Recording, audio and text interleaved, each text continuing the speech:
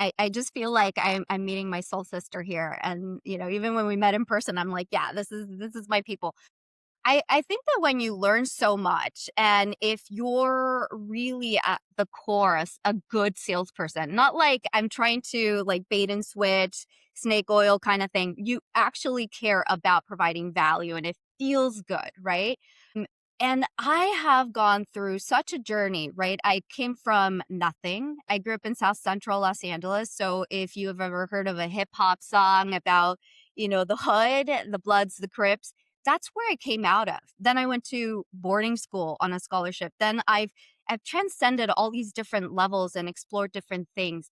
And there are others that are in this track where it's not, fit in the box, color in the inside the lines, where we don't feel seen and we don't feel like we maybe have the language for it. And I've been so fortunate and I'm so grateful for the opportunities and the privilege that I've had, even though I started where I started with no network, with no knowledge, with being told you don't belong. I mean, even before I went into tech, I was told girls don't belong in tech. I mean, I'm from that generation. I'm the only girl in the group. I'm the only Latina, only first generation, only neurodivergent, only. And for some time it was like, yay, I made it. I broke through the, glass ceiling here and there, or I opened a door.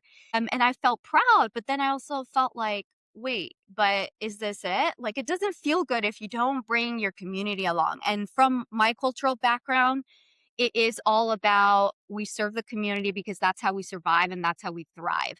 And so for me, it's been so much about I open the door for myself, let me leave it open for others and share all the things that I've learned because again, nerd rabbit holes. And I've observed enough that I believe that I can share this knowledge in a way that's going to be, not just things that I learned and that stay within my life, but that can actually impact and enable people that have the skills, that have the talent. Because talent is spread equally, but opportunity is not. And so I'm hoping that with the knowledge and everything I've learned, like I've poured my heart and soul into this book so that it is something that no matter where you are in your journey, ecosystem builder, operator, investor, angel, whatever, first timers that didn't come with that inherited network, that they have the what actually matters, the in between the lines, the stuff that you don't learn until you make mistakes and you go through all these rooms.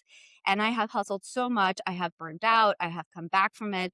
I'm learning how to have a more sustainable work life balance. I mean, it doesn't exist, but we could always try.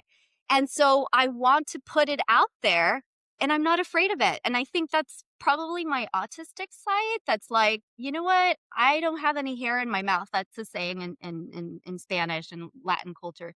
I'm just going to say it. And if it helps people, that will be the greatest joy. If we can have more check writers that look like us, if we can have more folks that are seeing the opportunities, the problems that need to be solved in the 99% of the population, right? And outside of not just in the US where there's tons of opportunity, biggest markets, so on and so forth, but outside emerging, underrepresented, underestimated people, markets, all these kinds of things. It's so important. So it is definitely a passion project, but also just paying it forward. As one of my mentors told me when I asked him, hey, I'm so grateful. Like, what can I do for you? And he just said, pay it forward, always pay it forward. And so this is my pay it forward moment.